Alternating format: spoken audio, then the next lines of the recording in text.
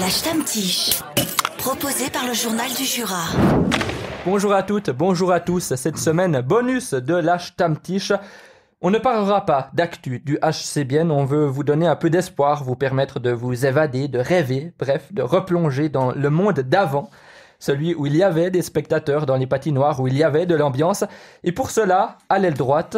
Laurent Kleissel, responsable des sports du Journal du Jura. Et à l'aile gauche... Cyril Pache, journaliste à Sport Center, Lausanne. Et moi-même, Linden Viglino, responsable de la fréquence francophone de Canal 3, l'équipe de la Stammtisch au complet pour vous parler de matchs du HC Bienne qui ont marqué ces dernières années, en tout cas qui nous ont marqué personnellement. Et on commence avec toi, Cyril. Quel match t'a marqué ? Alors, j'ai hésité quelques secondes, pas longtemps, entre deux matchs. Le premier, c'était un Bienne-Genève 7-2. Ça devait être en 202012, au mois de novembre, je crois. C'était avec Kane et Seguin. Avec Kane et Seguin, de Seguin 2012, et tout. fin 2012, oui. J'y étais, je travaillais à l'époque pour le Journal du Jura et j'avoue que c'était un très très grand match. En plus dans le vieux stade de glace, évidemment, ouais, ça, en fait, il y avait une ambiance de fou à ce match-là. Mais c'est pas celui-là que j'ai choisi. J'ai choisi un match encore plus ancien, qui date du 20 décembre 1986. Donc ça, c'était le cadeau de Noël quelques jours avant Noël. C'est un HC Bienne SCB qui s'est terminé sur le score de 10-8. Donc ça, c'est le match le plus fou que j'ai vécu au stade de glace à l'époque. Donc du coup, j'avais 12 ans. Et je me souviens qu'on partait de la maison vers 5h, 5h30 pour il devait ouvrir les portes vers 6h. Les matchs à l'époque étaient à 8h. Et ce jour-là, il y avait 9... Alors, j'ai demandé à Beat Moning, du Bieler Tagblatt, qui est un grand connaisseur du HC Bienne. Une institution du HC Bienne et qui a d'ailleurs écrit un livre sur le HC Bienne, s'il pouvait me refiler le télégramme de l'époque, ce qu'il a fait. Et alors moi, j'avais en tête qu'il y avait un peu plus de monde que ça, mais il y en avait quand même 9015 spectateurs dans le vieux stade de glace. Donc, il n'y avait pas plus de place qu'à l'époque où on pouvait en mettre 7000. Hein. C'est juste que les gens étaient plus serrés. Il y avait peut-être plus maigres aussi. Ça, je suis pas sûr, mais il y avait en tout cas pas de barrière entre les camps de supporters. Donc, c'est un peu difficile à s'imaginer aujourd'hui. Et en fait, dans ce match, il y avait une de mes grandes idoles qui se trouvait en fait à Berne. Ah, ouais. Un défenseur finlandais, droitier, Laurent. Reijo Ruotsalainen. Exactement. Lyndon, tu connaissais Absolument pas. Tu connais pas Ruotsalainen ? Je suis trop jeune. Ça fait partie de la culture générale. Il faudra rattraper. Dès qu'on a fini d'enregistrer, c'est Elite Prospect, c'est Ruotsalainen. Il y a son fils qui avait joué quelques années en Ligue B, à Olten notamment, avec une licence suisse, mais il n'était pas vraiment bon. Mais c'est peut-être, à l'époque, je pense, dans le 20e siècle, c'est peut-être le meilleur joueur étranger qui ait jamais joué en Suisse, peut-être même le meilleur joueur. Donc, il est arrivé juste avant, c'était milieu des années 80. C'est un joueur qui a joué aux Edmonton Oilers, qui a aussi gagné la Coupe Stanley. Et à l'époque, c'est vraiment un phénomène en défense. Il patinait plus vite plus vite en arrière que les attaquants en avant. C'était pour dire. Donc, ceux qui l'ont vu jouer, je connais personne qui a pas été marqué par ce joueur. Alors, je sais que j'atterris là, mais si je peux me permettre, c'est des joueurs comme ça qui font que maintenant je suis journaliste sportif et que je suis grand fan de hockey. Je l'ai vu jouer aussi quand j'étais gamin. Il était pas impressionnant au niveau physique, mais c'est un petit joueur, relativement petit joueur, mais qui avait une intelligence de jeu puis une agilité. J'ai plus vu ça pour un défenseur en Suisse le patinage, c'était du jamais vu, quoi, en fait. 5 saisons avec le SCB. Sa dernière, c'était l'année de ma naissance. Donc, tu vois, t'apprends vite. J'apprends très vite. Et alors attention, je vais questionner Lyndon là-dessus. Peut-être qu'il a entendu parler de c'est pas une légende, c'est un fait. Il y a un joueur qui a marqué un très grand nombre de buts dans le camp biennois ce soir-là. Combien tu penses que sur les 10 buts, ce joueur en a marqué ? Je corrige déjà, 6 saisons, sauf erreur, avec le SCB. Un Biennois qui a donc marqué beaucoup de buts sur les 10 de la soirée. Sur les 10 de Bienne, ouais. Allez, 7.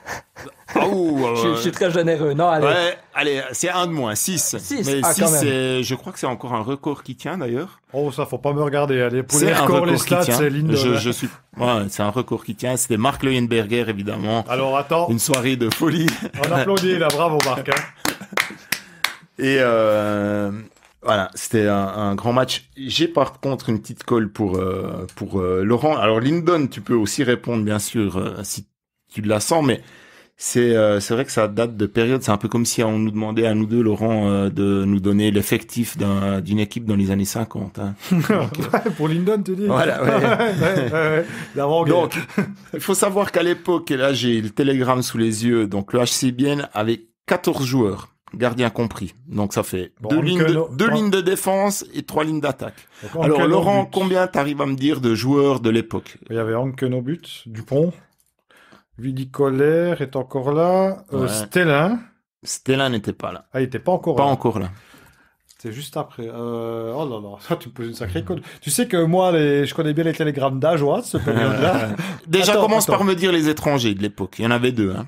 Alors, Poulain, je sais pas. Dupont, Poulain, oui. Dupont-Poulain. Alors, Keliker, je sais pas si c'était déjà parti à Ambry. Je crois qu'il était parti à Ambry, lui. Il n'était plus là. C'était la période où c'est qu'il était descendu à Ambry en Ligue B, puis c'était monté en Liga avec Ambry. Le défenseur qui jouait avec l'icône du HC Bienne à l'époque, Daniel Poulain, son partenaire en défense. Martin Steinegger. Non, c'est trop non, il a 14 ans. Il a 14 ans, quoi. C'est un personnage haut en couleur qu'on croise parfois à Bienne. Monsieur Beat Cataruzza. Exactement. D'ailleurs, on vous conseille d'aller au Dispo. C'est un petit endroit sympa, pas de la rédaction. D'ailleurs, il faudrait qu'on aille faire un saut après cet enregistrement. Voilà. Si vous le croisez, il est sûrement habillé en cosmonaute. C'est un endroit jardinier, ça dépend des soirs. Ok, on en était où dans le line-up? Son fils a joué au HC Bienne. Tsigerli. Bien joué, Lindon. Ah non, l'Atteigne, le joueur usant. Voilà, Bernard Wist, c'est pourquoi? Parce que c'était quand Ajoie, avec Rich Mogossa comme entraîneur, ils sont remontés en Ligue nationale au début des années 90. Ils avaient une ligne qui mettait côté les étrangers. Ils n'avaient pas marqué beaucoup de points, mais qu'est-ce qu'ils étaient sûrs à jouer? C'était Wist au centre avec Thomas Griga et ton ami Cyril, Gabriel Taco. Voilà. Et puis ça, c'était, je pense, c'était la pire ligne de l'histoire de la Ligue nationale B. Et je pense qu'entre eux, sur une saison, ils ont dû mettre 2 buts et 3 assists, mais ils en ont pas pris beaucoup. Hein. Voilà, donc la ligne défensive, là, c'était Wist, Nusspliger, Berchi. Ensuite, le bloc de parade. Poulain, Leuenberg. Non, en attaque. Ouais, Poulain, Dupont, Leuenberger et Koller. Voilà, la ligne de parade. Voilà. Ensuite, la ligne des jeunes. Combien de points pour Dupont? Ce soir-là? Petite soirée? Pas tant que ça, hein. 2. 3. Ouais. Allez, 3 ou 4. Petite soirée, Et la ligne des jeunes? Ligne des jeunes. Un joueur qui a pas raté beaucoup de pénaltys dans sa carrière, s'il en a raté un. Jean-Jacques Eschliman. Au centre, ouais. À l'aile. Du Val de Travers. Gilles Dubois. Gilles Dubois. Voilà. Et il y était Gilles à ce match. On le salue bien, Gilles, d'ailleurs. Voilà. On le salue bien. Et l'autre ailier, son fils, a fait une carrière en musique. Ah, c'est ça? Ouais, c'est Bertrand Becker. Mais je sais pas comment s'appelle le père. Son père, c'était Becker. Bruno Kaltenbacher. Ouais. Et puis, moi, je pensais, quand t'as dit ça, je pensais au père de Kiki Crétin, mais bon, ça c'est plus tard, puis il n'était pas joueur de chant. Hein. Ouais. Ça, c'était donc le match qui t'a marqué, étant du coup enfant. Laurent Kleissel, à toi la parole. Alors moi, c'était pas enfant, c'était en tant que professionnel des médias, en tant que journaliste. Alors, Lindon, je te pose une colle. Je te sens pas. Je te parle d'un attaquant américano-canadien. Donc, pas américain ni canadien. Ouais. Qui a joué 9 matchs avec le HC Bienne. Depuis le retour en Ligue 1. J'ai fait le quiz au premier épisode de l'H Damtisch. Tyler Arnason, c'est ça? Voilà. Pourquoi je parle de lui, tu penses? Sans doute parce que c'était son heure de gloire au match dont tu vas parler. Voilà. Je me souviens de ce match parce que c'était une période, donc c'était la saison 2010-2011. Donc c'est la troisième saison du HC Bienne depuis le retour en Ligue nationale, avec Kevin Schlepfer, jeune entraîneur. C'est sa première saison comme entraîneur. Il y a des blessés. Bordelot est blessé. Il y a Curtis Brown, peut-être l'étranger qui était le moins étranger de l'histoire de HC Bienne, parce que c'était le gars qui, quand il était surnuméraire, Curtis Brown remplissait des assiettes pour ses coéquipiers après les matchs. J'ai jamais vu ça pour un joueur qui a fait 900 matchs en NHL. Et arrive Tyler Arneson. Donc, il a joué 9 matchs avec le HC Bienne, mais vraiment, physiquement et en tant que professionnel, il en a joué un. Et ce match m'est resté en mémoire parce que Bienne venait de perdre 6 matchs d'affilée.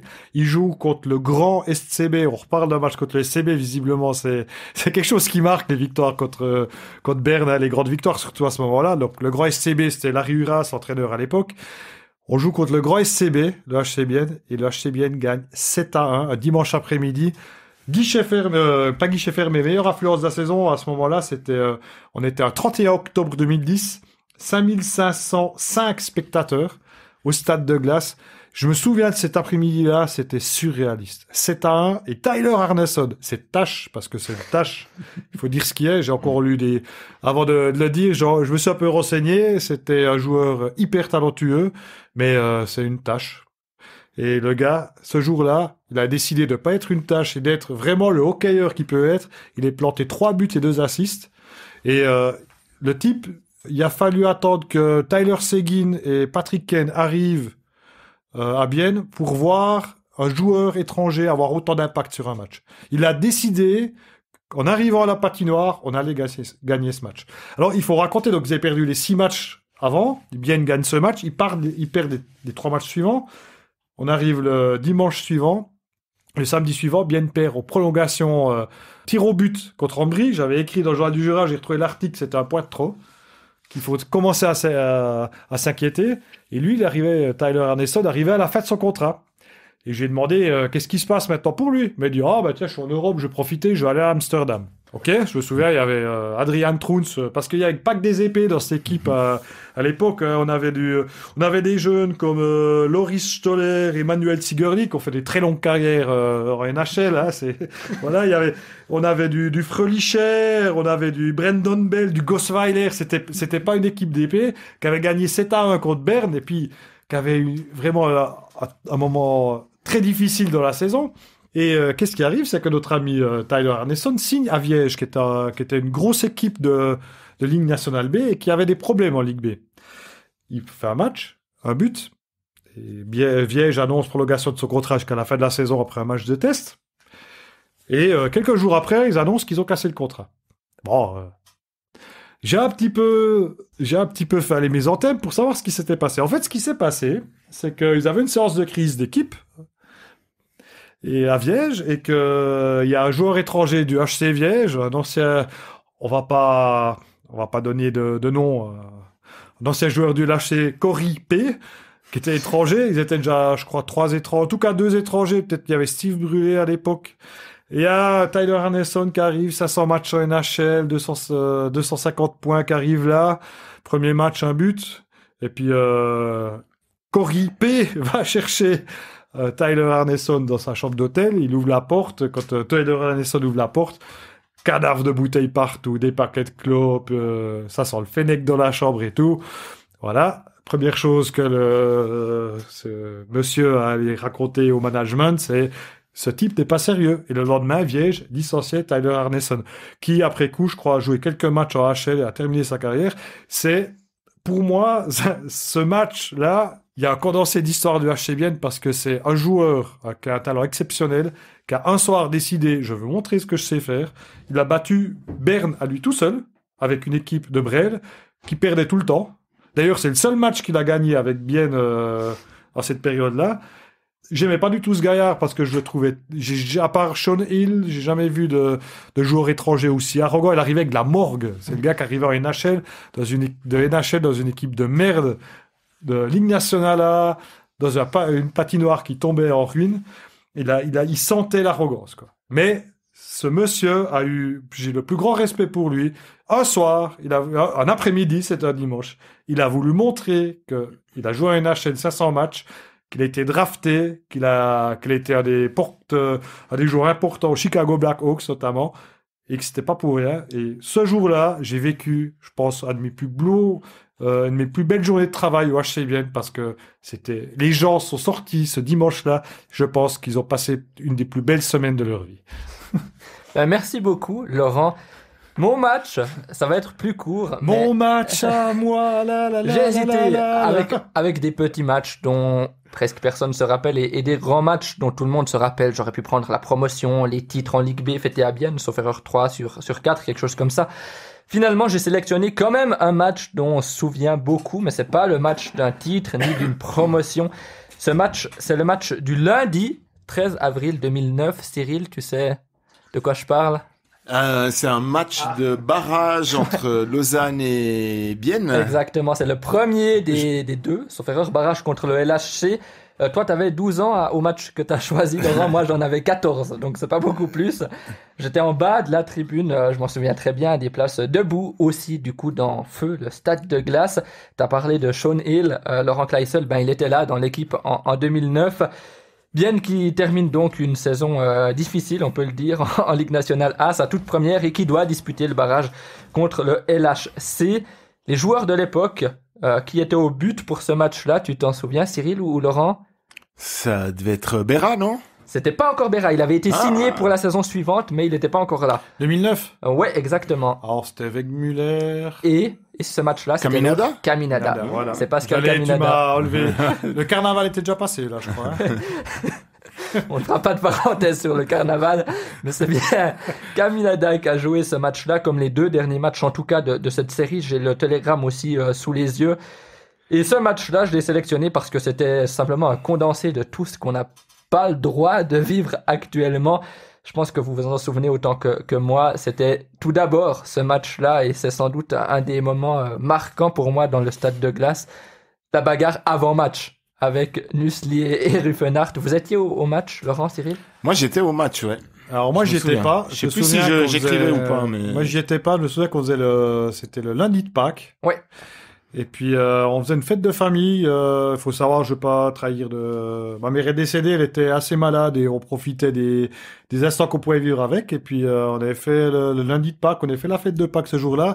Mais, par chance, ma sœur, nous avait diffusé sur écran géant le match. J'étais, je pense, la première demi-heure, j'étais debout dans son salon, quoi. C'était en tout cas un sacré moment, cette bagarre d'avant-match, Ruffenhardt contre Nussli. Et il y avait une deuxième bagarre, vous vous en souvenez évidemment, c'est peut-être un peu plus surprenant. Oui, de Chantré, Jérémy Gaillan. Jérémy Gaillan, Mathieu de Chantré. Après 1 minute 30 de jeu. Tu veux une petite anecdote là-dessus? Vas-y seulement. Alors là, c'était la première saison en Liga, hein. Ben, la deuxième. La première. Et je me souviens qu'au mois d'août, j'avais vu Mathieu Chantré revenir, mais il était, je sais pas, il avait pris, il n'est pas pris en taille, hein, ça c'était plus possible, mais je pense qu'il avait pris 43 kilos en muscle, il était tout dur, hein, on sentait sa dureté en le voyant. Et puis il était parti, je crois, 3 semaines ou 1 mois en camp au Canada. Alors je dis ça de mémoire, c'était à Vancouver, il me semble. Et en arrivant là-bas, il tombe sur un joueur suisse qui suivait le même camp. Et c'était Jérémy Gaillan. Avec le dernier match qu'il avait joué, peut-être 3 mois avant, il s'était foutu sur la gueule bien méchamment. Et puis, ils se connaissaient pas du tout. Puis je me souviens que Mathieu m'avait expliqué ils s'étaient liés pas liés d'amitié, mais qu'ils avaient bien accroché, puis qu'ils avaient une entente très cordiale. Tu sais ce que fait Jérémy Gaillan maintenant comme boulot? Absolument pas. Alors Jérémy Gaillan, il s'occupe du scouting pour The Six. C'est l'agence d'agents tenue par Gaëtan Voisard. Il s'occupe du scouting amateur. Il va avoir beaucoup de matchs de juniors ou bien de ligue, genre MySports League, Première Ligue, pour un peu repérer les jeunes très tôt ou les jeunes qui ont pas été, qui sont passés un petit peu à travers des radars, quoi. C'est le boulot de Jérémy Gaillan maintenant. Et je crois qu'il joue toujours à Martigny en MySports League, il me semble. Hein. Mm-hmm.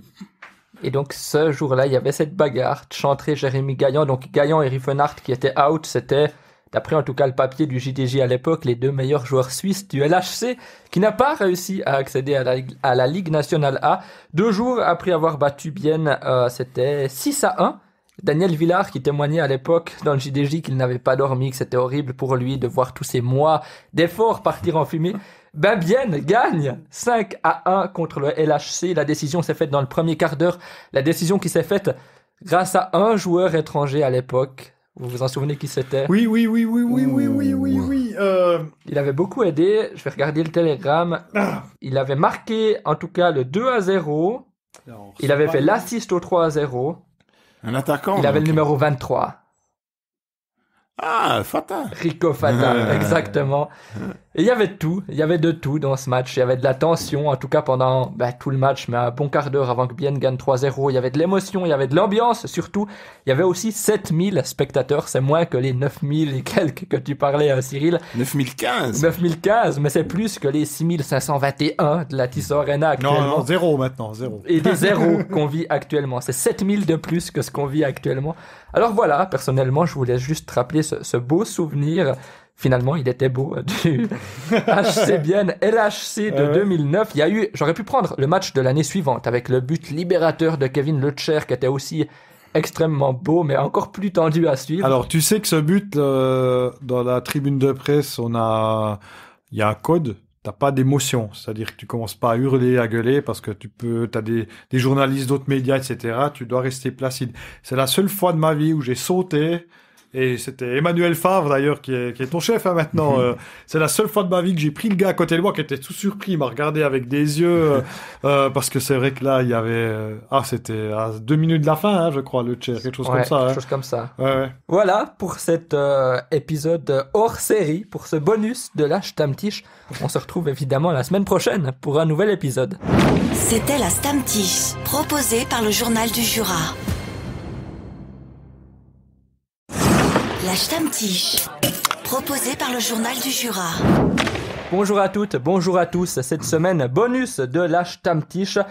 On ne parlera pas d'actu du HC Bienne, on veut vous donner un peu d'espoir, vous permettre de vous évader, de rêver, bref, de replonger dans le monde d'avant. Celui où il y avait des spectateurs dans les patinoires, où il y avait de l'ambiance. Et pour cela, à l'aile droite... Laurent Kleissel, responsable des sports du Journal du Jura. Et à l'aile gauche... Cyril Pache, journaliste à Sport Center, Lausanne. Et moi-même, Linden Viglino, responsable de la fréquence francophone de Canal 3, l'équipe de la Stammtisch au complet pour vous parler de matchs du HC Bienne qui ont marqué ces dernières années, en tout cas qui nous ont marqué personnellement. Et on commence avec toi, Cyril. Quel match t'a marqué ? Alors, j'ai hésité quelques secondes, pas longtemps, entre 2 matchs. Le premier, c'était un Bienne-Genève 7-2. Ça devait être en 2012, au mois de novembre, je crois. C'était avec Kane et Séguin. Avec Kane et Séguin, de Séguin et tout. 2012, fin 2012, oui. Je travaillais à l'époque pour le Journal du Jura et j'avoue que c'était un très très grand match. En plus, dans le vieux stade de glace, évidemment. En fait, il y avait une ambiance de fou à ce match-là. Mais c'est pas celui-là que j'ai choisi. J'ai choisi un match encore plus ancien, qui date du 20 décembre 1986. Donc ça, c'était le cadeau de Noël, quelques jours avant Noël. C'est un HC Bienne SCB qui s'est terminé sur le score de 10-8. Donc ça, c'est le match le plus fou que j'ai vécu au stade de glace à l'époque. Donc du coup, j'avais 12 ans. Et je me souviens qu'on partait de la maison vers 5h, 5h30 pour il devait ouvrir les portes vers 6h. Les matchs à l'époque étaient à 8h. Et ce jour-là, il y avait 9... Alors, j'ai demandé à Beat Moning, du Bieler Tagblatt, qui est un grand connaisseur du HC Bienne. Une institution du HC Bienne et qui a d'ailleurs écrit un livre sur le HC Bienne, s'il pouvait me refiler le télégramme de l'époque, ce qu'il a fait. Et alors moi, j'avais en tête qu'il y avait un peu plus de monde que ça, mais il y en avait quand même 9015 spectateurs dans le vieux stade de glace. Donc, il n'y avait pas plus de place qu'à l'époque où on pouvait en mettre 7000. Hein. C'est juste que les gens étaient plus serrés. Il y avait peut-être plus maigre aussi. Ça, je suis pas sûr, mais il y avait en tout cas pas de barrière entre les camps de supporters. Donc, c'est un peu difficile à s'imaginer aujourd'hui. Et en fait, dans ce match, il y avait une de mes grandes idoles qui se trouvait en fait à Berne. Ah, ouais. Un défenseur finlandais, droitier, Laurent. Rexy, Rayo. Non, Rayo, Rexy, Ruotsalainen. Exactement. Lyndon, tu connaissais Absolument pas. Non, tu connais pas Ruotsalainen? Je suis trop jeune. Ça fait partie de la culture générale. Il faudra rattraper. Dès qu'on a fini d'enregistrer, c'est Elite Prospect, c'est Ruotsalainen. Il y a son fils qui avait joué quelques années en Ligue B, à Holton notamment, avec une licence suisse, mais il n'était pas vraiment bon. Mais c'est peut-être à l'époque, je pense, dans le 20e siècle, c'est peut-être le meilleur joueur étranger qui ait jamais joué en Suisse, peut-être même le meilleur joueur. Donc il est arrivé juste avant, c'était milieu des années 80. C'est un joueur qui a joué aux Edmonton Oilers, qui a aussi gagné la Coupe Stanley. Et à l'époque, c'est vraiment un phénomène en défense. Il patinait plus vite en arrière que les attaquants en avant. Voilà. C'était pour dire. Donc, ceux qui l'ont vu jouer, je connais personne qui a pas été marqué par ce joueur. Alors, je sais que j'interviens, mais si je peux me permettre, c'est des joueurs comme ça qui font que maintenant je suis journaliste sportif et que je suis grand fan de hockey. Je l'ai vu jouer aussi quand j'étais gamin. Il n'était pas impressionnant au niveau physique, mais c'est un petit joueur, relativement petit joueur, mais qui avait une intelligence de jeu puis une agilité. J'ai plus vu ça pour un défenseur en Suisse le patinage, c'était du jamais vu, quoi, en fait. 5 saisons avec le SCB, et sa dernière, c'était l'année de ma naissance. Donc, tu vois, t'apprends vite. J'apprends très vite. Et alors attention, je vais questionner Lyndon là-dessus. Peut-être qu'il a entendu parler de c'est pas une légende, c'est un fait. Il y a un joueur qui a marqué un très grand nombre de buts dans le camp biennois ce soir-là. Combien tu penses que sur les 10 buts, ce joueur en a marqué? Je corrige déjà, 6 saisons, sauf erreur, avec le SCB. Un Biennois qui a donc marqué beaucoup de buts sur les 10 de la soirée. Sur les 10 de Bienne, ouais. Allez, 7. Je suis très généreux. Non, allez. Ouais, allez, c'est un de moins, 6. 6, mais 6, je crois que c'est encore un record qui tient, d'ailleurs. Oh, ça, faut pas me regarder. Allez, pour les records, les stats, c'est Lyndon. C'est un record qui tient. C'était Marc Leuenberger, évidemment. Alors, attends. Une soirée de folie. On applaudit, là. Bravo, Marc, Et, voilà, c'était un grand match. J'ai par contre une petite colle pour Laurent. Alors, Lyndon, tu peux aussi répondre, bien sûr, si tu la sens, mais c'est vrai que ça date de période. C'est un peu comme si on nous demandait à nous deux, Laurent, de nous donner l'effectif d'une équipe dans les années 50. Hein. Donc, pour Lyndon, tu dis. Voilà, ouais. Donc, il faut savoir qu'à l'époque, et là j'ai le télégramme sous les yeux, donc le HC Bienne avait 14 joueurs, gardiens compris. Donc ça fait deux lignes de défense et 3 lignes d'attaque. Alors Laurent, combien t'arrives à me dire de joueurs de l'époque? Il y avait Anken au but, Dupont. Willy Kohler est encore là. Ouais. Stellin n'était pas là. Ah, il était pas encore là. Pas encore là.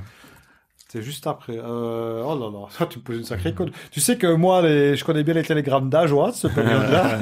Déjà, commence par me dire les étrangers de l'époque. Il y en avait 2, hein. Poulain, je sais pas. Dupont, Poulain, oui. Dupont-Poulain. Alors, Peliker, je sais pas si c'était déjà parti à Ambry. Je crois qu'il était parti à Ambry, lui. Il n'était plus là. C'était la période où c'est qu'il était descendu à Ambry en Ligue B, puis c'était monté en Liga avec Ambry.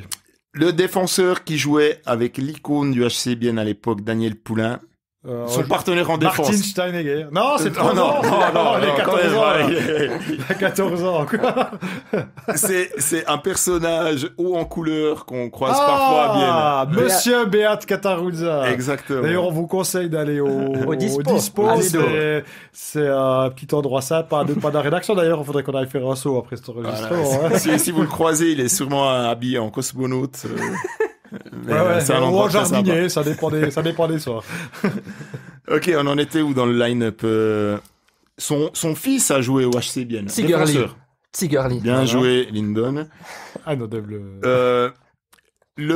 L'Ateigne, le joueur usant. Voilà, Bernard Wist, bravo. C'est pourquoi? Parce que c'était quand Ajoie, avec Rich Mogossa comme entraîneur, ils sont remontés en Ligue nationale au début des années 90.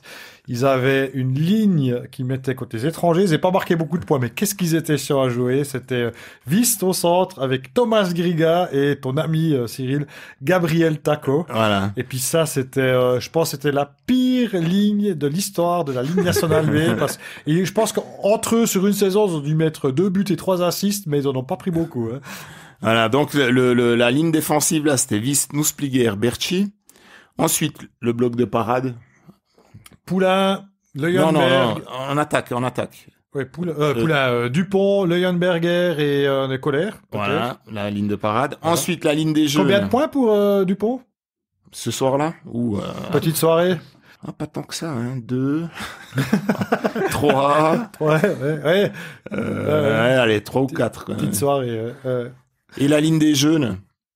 Ligne des jeunes. Un joueur qui a pas raté beaucoup de pénaltys dans sa carrière. S'il en a raté un. Jean-Jacques Schliemann. Au centre, ouais. À l'aile. Val de Travers. Gilles Dubois. Voilà. Et il y était Gilles à ce moment. On le salue bien, Gilles, d'ailleurs. Voilà. On le salue bien. Et l'autre ailier, son fils, a fait une carrière en musique. Ah, c'est ça? Ouais, c'est Bastian Becker. Mais je sais pas comment s'appelle le père. Son père, c'était Becker. Bruno Kaltenbacher. Ouais. Et puis, moi, je pensais, quand t'as dit ça, je pensais au père de Kiki Crétin, mais bon, ça c'est plus tard, puis il n'était pas joueur de chant. Hein. Ouais. Ça, c'était donc le match qui t'a marqué, étant du coup enfant. Laurent Kleissel, à toi la parole. Alors moi, c'était pas enfant, c'était en tant que professionnel des médias, en tant que journaliste. Alors, Lyndon, je vais te poser une colle. Je te sens pas. Je te parle d'un attaquant américano-canadien. Donc, pas américain ni canadien. Ouais. Qui a joué 9 matchs avec le HC Bienne. Depuis le retour en Ligue 1. J'ai fait le quiz au premier épisode de l'H Stammtisch. Tyler Arnason, c'est ça? Voilà. Pourquoi je parle de lui, tu penses? Sans doute parce que c'était son heure de gloire au match dont tu vas parler. Voilà. Je me souviens de ce match parce que c'était une période, donc c'était la saison 2010-2011. Donc c'est la troisième saison du HC Bienne depuis le retour en Ligue nationale, avec Kevin Schlepfer, jeune entraîneur. C'est sa première saison comme entraîneur. Il y a des blessés. Bordelot est blessé. Il y a Curtis Brown, peut-être l'étranger qui était le moins étranger de l'histoire du HC Bienne, parce que c'était le gars qui, quand il était surnuméraire, Curtis Brown remplissait des assiettes pour ses coéquipiers après les matchs. J'ai jamais vu ça pour un joueur qui a fait 900 matchs en NHL. Et arrive Tyler Arneson. Donc, il a joué 9 matchs avec le HC Bienne, mais vraiment, physiquement et en tant que professionnel, il en a joué 1. Et ce match m'est resté en mémoire parce que Bienne venait de perdre 6 matchs d'affilée. Il joue contre le grand SCB. On reparle d'un match contre le SCB, visiblement. C'est quelque chose qui marque les victoires contre Berne, les grandes victoires, surtout à ce moment-là. Donc, le grand SCB, c'était Larry Huras, entraîneur à l'époque. On joue contre le grand SCB, le HC Bienne, et le HC Bienne gagne 7-1, un dimanche après-midi. Pas Guy Scheffer, mais meilleure affluence de la saison. À ce moment-là, on était un 31 octobre 2010, 5505 spectateurs au stade de glace. Je me souviens de cet après-midi-là, c'était surréaliste. 7-1, et Tyler Arneson, cette tâche, parce que c'est une tâche, il faut dire ce qui est. J'ai encore lu avant de le dire, je me suis un peu renseigné, c'était un joueur hyper talentueux, mais c'est une tâche. Et le gars, ce jour-là, il a décidé de pas être une tâche et d'être vraiment le hockeyeur qu'il peut être. Il a planté 3 buts et 2 assists. Et le type, il a fallu attendre que Tyler Seguin et Patrick Kane arrivent à Bienne pour voir un joueur étranger avoir autant d'impact sur un match. Il a décidé qu'en arrivant à la patinoire, on allait gagner ce match. Alors, il faut raconter, donc vous avez perdu les 6 matchs avant. Bienne gagne ce match. Il perd les 3 matchs suivants. On arrive le dimanche suivant, le samedi suivant, Bienne perd aux prolongations, tir au but contre Ambry. J'avais écrit dans le Journal du Jura, j'ai retrouvé l'article, c'était un point de trop, qu'il faut commencer à s'inquiéter. Et lui, Tyler Arneson, arrivait à la fin de son contrat. Et je lui ai demandé, qu'est-ce qui se passe maintenant pour lui? Il m'a dit, tiens, je suis en Europe, je vais profiter, je vais aller à Amsterdam. Ok, je me souviens, il y avait Adrian Truns, parce qu'il y avait pas que des épées dans cette équipe. À l'époque, on avait des jeunes comme Loris Stoller et Manuel Sigerli qui ont fait des très longues carrières en NHL. Hein, on avait du Frölicher, on avait du Brandon Bell, du Gosweiler. C'était pas une équipe d'épées qui avait gagné 7-1 contre Berne et puis qui avait eu vraiment un moment très difficile dans la saison. Et qu'est-ce qui arrive, c'est que notre ami Tyler Arneson signe à Viège, qui était une grosse équipe de Ligue nationale B et qui avait des problèmes en Ligue B. Il fait un match, un but, et Viège annonce prolongation de son contrat jusqu'à la fin de la saison après un match de test. Et quelques jours après, ils annoncent qu'ils ont cassé le contrat. Bon, j'ai un petit peu fait aller mes antennes pour savoir ce qui s'était passé. En fait, ce qui s'est passé, c'est qu'ils avaient une séance de crise d'équipe et à Viège, et que il y a un joueur étranger du HC Viège, un ancien, on va pas donner de nom, un ancien joueur du HC Cory P, qui était étranger. Ils étaient déjà, je crois, 3 étrangers, en tout cas 2 étrangers. Peut-être qu'il y avait Steve Brûlé à l'époque. Et il y a Tyler Arneson qui arrive, 500 matchs en NHL, 250 points qui arrivent là. Premier match, un but. Et puis, Cory P va chercher Tyler Arneson dans sa chambre d'hôtel. Il ouvre la porte. Quand Tyler Arneson ouvre la porte, cadavres de bouteilles partout, des paquets de clopes, ça sent le fennec dans la chambre et tout. Voilà. Première chose que ce monsieur a raconté au management, c'est ce type n'est pas sérieux. Et le lendemain, Viège licenciait Tyler Arneson, qui, après coup, je crois, a joué quelques matchs en HL et a terminé sa carrière. C'est, pour moi, ce match-là, il y a un condensé d'histoire du HC Vienne parce que c'est un joueur qui a un talent exceptionnel, qui a un soir décidé, je veux montrer ce que je sais faire. Il a battu Berne à lui tout seul, avec une équipe de Brel, qui perdait tout le temps. D'ailleurs, c'est le seul match qu'il a gagné avec Bienne à cette période-là. J'aimais pas du tout ce gaillard parce que je le trouvais... à part Sean Hill, j'ai jamais vu de joueur étranger aussi arrogant. Il arrivait avec de la morgue. C'est le gars qui arrivait en NHL, dans une équipe de merde, de Ligue nationale A, dans une patinoire qui tombait en ruine. Il sentait l'arrogance, quoi. Mais ce monsieur a eu... J'ai le plus grand respect pour lui. Un soir, un après-midi, c'était un dimanche, il a voulu montrer qu'il a joué à NHL 500 matchs, qu'il a été drafté, qu'il a été un des joueurs importants au Chicago Blackhawks notamment, et que c'était pas pour rien. Et ce jour-là, j'ai vécu, je pense, une de mes plus belles journées de travail au HC Vienne, parce que les gens sont sortis ce dimanche-là. Je pense qu'ils ont passé une des plus belles semaines de leur vie. Merci beaucoup, Laurent.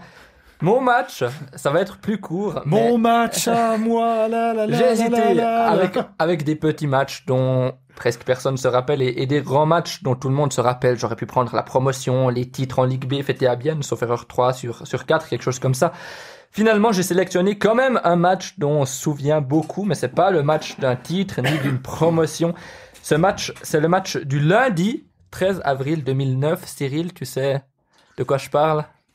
C'est un match de barrage entre Lausanne et Bienne. Exactement, c'est le premier des deux, sauf erreur, barrage contre le LHC. Toi, t'avais 12 ans au match que t'as choisi, Laurent. Moi, j'en avais 14, donc c'est pas beaucoup plus. J'étais en bas de la tribune, je m'en souviens très bien, des places debout aussi, du coup, dans Feu, le stade de glace. T'as parlé de Sean Hill, Laurent Kleissel, il était là dans l'équipe en 2009. Bienne qui termine donc une saison difficile, on peut le dire, en Ligue nationale A, sa toute première, et qui doit disputer le barrage contre le LHC. Les joueurs de l'époque qui étaient au but pour ce match-là, tu t'en souviens, Cyril ou Laurent? Ça devait être Béra, non? C'était pas encore Béra, il avait été signé pour la saison suivante, mais il n'était pas encore là. 2009? Ouais, exactement. Alors c'était avec Muller... Et ce match-là, c'était Caminada. Voilà. C'est Pascal Caminada. Tu m'as enlevé. Le carnaval était déjà passé, là, je crois. On ne fera pas de parenthèse sur le carnaval, mais c'est bien Caminada qui a joué ce match-là, comme les 2 derniers matchs, en tout cas, de cette série. J'ai le télégramme aussi sous les yeux. Et ce match-là, je l'ai sélectionné parce que c'était simplement un condensé de tout ce qu'on n'a pas le droit de vivre actuellement. Je pense que vous vous en souvenez autant que moi. C'était tout d'abord ce match-là, et c'est sans doute un des moments marquants pour moi dans le stade de glace. La bagarre avant match avec Nussli et Ruffenhardt. Vous étiez au match, Laurent, Cyril? Moi, j'étais au match, ouais. Alors moi, j'y étais pas. Je sais plus si j'écrivais ou pas, mais... Moi, j'y étais pas. Je me souviens qu'on faisait c'était le lundi de Pâques. Ouais. Et puis, on faisait une fête de famille. Faut savoir, je veux pas trahir ma mère est décédée, elle était assez malade et on profitait des instants qu'on pouvait vivre avec. Et puis, on avait fait le lundi de Pâques, on avait fait la fête de Pâques ce jour-là. Mais, par chance, ma sœur, nous avait diffusé sur écran géant le match. J'étais, je pense, la première demi-heure, j'étais debout dans son salon, quoi. C'était en tout cas un sacré moment, cette bagarre d'avant-match, Ruffenhardt contre Nussli. Et il y avait une deuxième bagarre, vous vous en souvenez évidemment, c'est peut-être un peu plus surprenant. Oui, de Chantrey, Jérémy Gaillan. Jérémy Gaillan, Mathieu de Chantrey. Après 1 minute 30 de jeu Tu seulement. veux une petite anecdote là-dessus? Vas-y seulement. Alors là, c'était la première saison en Liga, hein. Ben, la deuxième. La première. Et je me souviens que au mois d'août, j'avais vu Mathieu Chantrey revenir, mais il était, je sais pas, il avait pris, il n'est pas pris en taille, hein, ça c'était plus possible, mais je pense qu'il a pris 43 kilos en muscle, il était tout dur, hein, on sentait sa dureté en le voyant. Et puis il était parti, je crois, 3 semaines ou 1 mois en camp au Canada. Alors je dis ça de mémoire, c'était à Vancouver, il me semble. Et en arrivant là-bas, il tombe sur un joueur suisse qui suivait le même camp. Et c'était Jérémy Gaillan. Avec le dernier match qu'il avait joué, peut-être 3 mois avant, il s'était foutu sur la gueule bien méchamment. Et puis, ils se connaissaient pas du tout. Puis je me souviens que Mathieu m'avait expliqué qu'ils s'étaient liés d'amitié, pas liés d'amitié, mais qu'ils avaient bien accroché, puis qu'ils avaient une entente très cordiale. Tu sais ce que fait Jérémy Gaillan maintenant comme boulot? Absolument pas. Alors Jérémy Gaillan, il s'occupe du scouting pour The Six.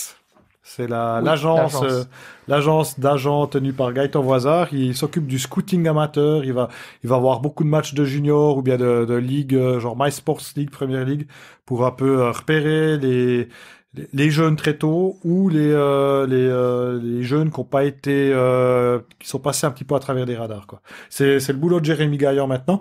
Et je crois qu'il joue toujours à Martigny en MySports League, il me semble. Hein. Mm-hmm. Et donc, ce jour-là, il y avait cette bagarre, Chantrey, Jérémy Gaillan. Donc, Gaillan et Ruffenhardt qui étaient out, c'était, d'après en tout cas le papier du JDJ à l'époque, les 2 meilleurs joueurs suisses du LHC, qui n'a pas réussi à accéder à la Ligue nationale A. 2 jours après avoir battu Bienne, c'était 6-1. Daniel Villard qui témoignait à l'époque dans le JDJ qu'il n'avait pas dormi, que c'était horrible pour lui de voir tous ces mois d'efforts partir en fumée. Bienne gagne 5-1 contre le LHC. La décision s'est faite dans le premier quart d'heure. La décision qui s'est faite grâce à un joueur étranger à l'époque. Vous vous en souvenez qui c'était? Oui. Il avait beaucoup aidé. Je vais regarder le télégramme. Il avait marqué en tout cas le 2-0. Il avait fait l'assist au 3-0. Un attaquant. Il avait le numéro 23. Ah, Fata. Rico Fata, exactement. Et il y avait de tout dans ce match. Il y avait de la tension, en tout cas pendant tout le match, mais un bon quart d'heure avant que Bienne gagne 3-0. Il y avait de l'émotion, il y avait de l'ambiance, surtout. Il y avait aussi 7000 spectateurs, c'est moins que les 9000 et quelques que tu parlais, Cyril. 9015, mais c'est plus que les 6521 de la Tissot Arena actuellement. Non, 0 maintenant, 0. Et des zéros qu'on vit actuellement. C'est 7000 de plus que ce qu'on vit actuellement. Alors voilà, personnellement, je voulais juste rappeler ce beau souvenir. Finalement, il était beau, du HC Bienne LHC de 2009. Il y a eu, j'aurais pu prendre le match de l'année suivante avec le but libérateur de Kevin Leclerc qui était aussi extrêmement beau, mais encore plus tendu à suivre. Alors, tu sais que ce but, dans la tribune de presse, il y a un code. T'as pas d'émotion, c'est-à-dire que tu commences pas à hurler, à gueuler, parce que t'as des journalistes d'autres médias, etc. Tu dois rester placide. C'est la seule fois de ma vie où j'ai sauté, et c'était Emmanuel Favre d'ailleurs qui est ton chef maintenant. C'est la seule fois de ma vie que j'ai pris le gars à côté de moi qui était tout surpris, il m'a regardé avec des yeux, parce que c'est vrai que là il y avait, c'était à 2 minutes de la fin, hein, je crois, le chair, quelque chose comme ça. Quelque chose comme ça. Ouais. Voilà pour cet épisode hors série, pour ce bonus de la Stammtisch. On se retrouve évidemment la semaine prochaine pour un nouvel épisode. C'était la Stammtisch, proposée par le Journal du Jura.